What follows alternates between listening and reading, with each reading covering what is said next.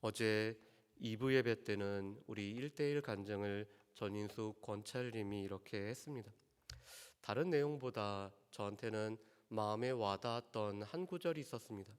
이 1대1을 나오면서 자신 같은 죄인을 살려주셨던 그 하나님의 은혜를 이렇게 다시 한번 생각해 보게 됐다라는 그 구절이 저한테는 마음에 참 와닿았습니다.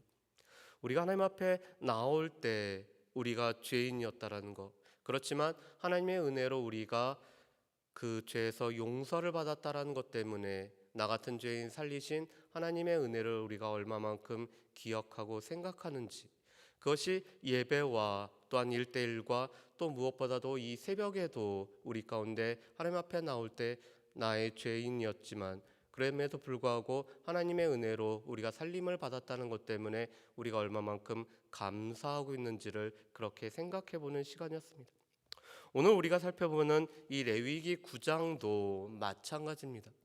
오늘 우리 큐티 제목에도 보면은 죄인이었음에도 불구하고 오늘 하나님의 일꾼으로 세워주셨다라는 내용이 바로 오늘 이 9장의 내용입니다. 우리 레위기는 1장부터 7장까지는 5가지 제사에 관련된 내용이 계속적으로 반복됐었죠. 그리고 8, 9, 10장은 그 제사를 집례하는 제사장에 관련된 말씀이 바로 이 8, 9, 10장입니다. 특별히 8장에서는 제사장 위임식에 관한 이 7일 동안 이루어졌던 제사장 위임식에 관련된 말씀이 8장이었다면 9장에서는 이 위임받은 아론이 첫 제사를 집례하는 내용이 바로 이 9장의 내용입니다. 그리고 10장에 가서는 제사장이 하나님 앞에 바로 서지 못했을 때 한 실예가 아론의 두 아들에게 나타난 내용을 우리가 살펴볼 수가 있습니다. 그렇다면 오늘 이 9장을 통해서 우리가 알 수 있는 것은 무엇일까요? 오늘 9장 말씀에 보면은 먼저 알 수 있는 것은 우리가 죄인이었기 때문에 우리의 죄인이었던 모습을 우리로 하여금 기억나게 하고 있습니다. 우리 말씀을 한번 보실까요? 우리 9장 1절과 2절 말씀을 우리 같이 한번 읽어보겠습니다. 9장 1절과 2절 말씀입니다. 같이 읽습니다. 여덟째 날에 모세가 아론과 그의 아들들과 이스라엘 장로를 불러다가 아론에게 이르되 속죄제를 위하여 흠없는 송아지를 가져오고 번제를 위하여 흠없는 순양을 여호와 앞에 가져다 드리고 아멘. 오늘 9장 1절 말씀에 보면은 여덟째 날이라고 되어 있습니다. 오늘 7일에 걸쳐서 위임식이 진행되었다라고 말씀했죠. 여러분, 그렇다면은 이 위임식 때 제사를 집례했던 사람은 누구였을까요? 오늘 8장 말씀에 보면은 모세가 집례를 하고 있습니다. 오늘 제사장과 또한 제사장으로 세워진 사람은 아론과 그의 아들이었지만 이 아론과 그의 아들을 위임식을 집례할 때는 모세가 이 제사를 집례하고 있습니다. 그리고 이 7일 동안에 아론과 아론의 아들들은 자신들을 위해서 이 제사를 집례를 해보고 있죠. 그런데 오늘 여덟째 날, 이 위임식이 끝나고 8번째 날에는 무엇보다도 아론과 아론의 아들들이 자신과 백성들을 위해서 오늘 제사를 집례를 하는 모습을 볼 수가 있습니다. 그래서 어떤 분은 이 9장을 이렇게도 표현합니다. 이 성막이 봉헌되었고 오늘 제사장이 위임되었는데 오늘 제사장이 실제로 자신과 백성들을 위해서 제사를 집례함으로 말미암아 이 제단이 실제적으로 우리에게 가동되기 시작한 첫 번째 경우가 바로 이 9장이라고 말씀을 합니다. 그런데 오늘 9장 말씀에 보면은 이 아론은 속죄제와 번제를 위해서 흠없는 제물을 각각 준비해 냈었는데 이렇게 준비해야 됩니다. 오늘 9장 2절 말씀에 보면 이렇게 돼 있죠. 속죄제를 위하여 흠없는 송아지를 가져오고 번제를 위하여 흠없는 순양을 여호와 앞에 가져다 드리라고 말씀을 합니다. 그런데 오늘 말씀 가운데 좀 특이한 것은 속죄제를 위해서 흠없는 송아지를 드렸다라는 것입니다. 이 속죄제를 위해서는 이 숫소를 드리는 경우가 보통이었습니다. 그런데 왜 이 아론의 제사를 위해서는, 아론과 아론의 자손들을 위해서는, 속죄제를 위해서 흠없는 송아지를 가져올까요? 오늘 학자들은 이것을 이 출애굽기 32장을 생각나는 제물이 바로 이 송아지라고 얘기합니다. 여러분, 출애굽기 32장에 어떤 일이 있었죠? 모세가 시내산에 40일 동안에 하나님의 말씀을 받으러 올라가고 있을 때 이스라엘 백성들은 모세가 부재함으로 말미암아 자신들을 인도할 신을 만들라고 아론에게 요구를 했습니다. 그랬을 때 아론이 만들었던 것이 금송아지였죠. 금송아지를 만들고 너희를 인도할 너희의 신이라고 이렇게 그가 이야기한 적이 있었습니다.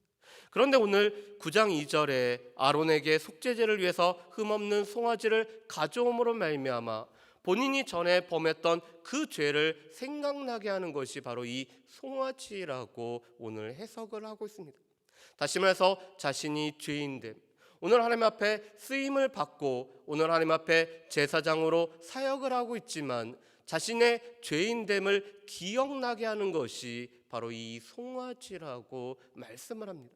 그래서 오늘 9장 말씀에도 보면은 아론은 아론과 자신을 위해서 먼저 속죄제와 번제를 드려야 됐습니다.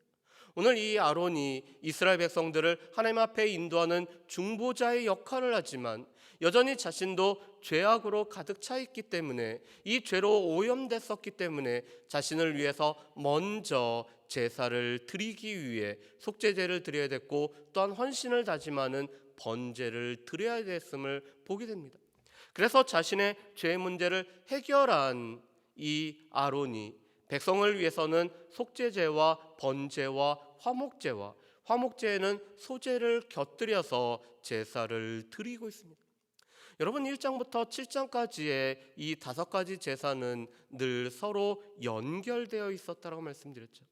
왜냐하면 속죄제와 속건제로 우리의 죄를 해결한다라는 것이 첫 번째라면, 이 죄를 속죄함을 받은 우리가 하나님 앞에 헌신과 희생을 의미하는 번제를 드림으로 말미암아 우리가 하나님 앞에 나아갈 때 헌신과 우리 가운데 희생을 드리겠다라는 번제를 드리게 됩니다.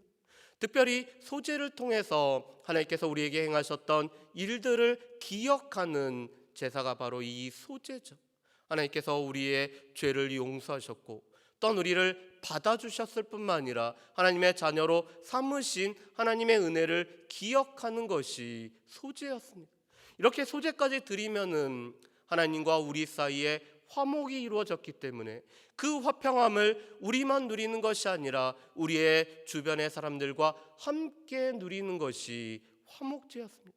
그렇기 때문에 오늘 이 아론은 속죄제와 번제를 자신과 아들들을 위해서 드리고, 오늘 이스라엘 백성들을 위해서는 속죄제와 번제와 소제와 화목제를 드림으로 말미암아 오늘 이스라엘 백성들이 하나님 앞에서 죄의 문제가 해결됨으로 말미암아 하나님과 화평을 누리는 이 화목제까지 드리고 있습니다. 그랬을 때 오늘 6절 말씀에 보면은 이러한 결과가 나타나고 있죠. 우리 6절 말씀을 우리 같이 한번 읽어보실까요? 6절 말씀 우리 같이 읽어보겠습니다. 모세가 이르되 이는 여호와께서 너희에게 하라고 명령하신 것이니 여호와의 영광이 너희에게 나타나리라. 아멘.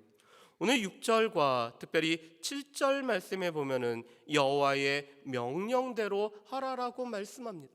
그런데 이 여호와의 명령대로 이 모든 제사가 오늘 드려졌을 때, 오늘 백성들의 죄 문제가 해결되어졌고 또한 하나님과 화평이 이루어졌을 때 오늘 그 예배의 결과가 여호와의 영광이 함께 임하는 것이었습니다. 여러분, 우리가 예배를 드리는 목적이 있죠. 예배는 누구를 위해서 드리는 거죠?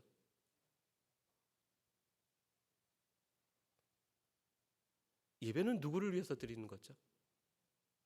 그렇죠. 하나님을 위해서 드리는 거죠. 실은 우리를 위해서가 아니라 하나님을 위해서 드리는 것입니다. 그런데 오늘 이 예배가 하나님의 명령대로 하나님 앞에 온전히 드려졌을 때 그 예배 가운데는 여호와의 영광이 함께하는 것을 우리가 볼 수가 있습니다. 우리도 마찬가지로 하나님 앞에 우리의 몸과 우리의 마음과 우리의 모든 것을 가지고 하나님 앞에 나와서 신령과 진정으로 성령의 도우심과 진리 가운데 온전한 예배를 드릴 때 우리에게도 오늘 6절 말씀처럼 우리에게도 하나님의 영광이 함께 임하게 되는 것입니다. 그래서 우리가 찬양을 하는 것처럼 주의 영광이 이곳에 가득하게 되는 것은 우리가 하나님의 말씀대로 하나님 앞에 온전한 예배를 드릴 때 이곳이 또한 우리가 예배드리는 우리의 삶의 처소가 우리가 있는 그 어디나 하나님의 영광이 그대로 임하게 되는 것을 볼 수가 있습니다.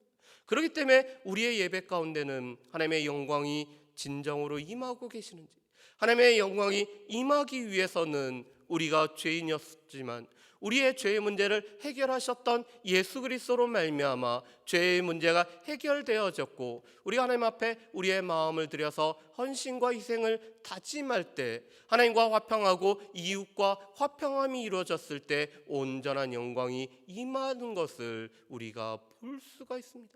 그렇기 때문에 우리의 예배 가운데는 진정한 하나님의 영광이 임하고 있는지, 그 영광이 임하기 위해서 우리가 죄인이었지만 우리를 위해서 하나님의 그 크신 사랑을 베풀어 주셨음을 우리가 늘 기억하는 일들이 우리 가운데 필요함을 보게 됩니다.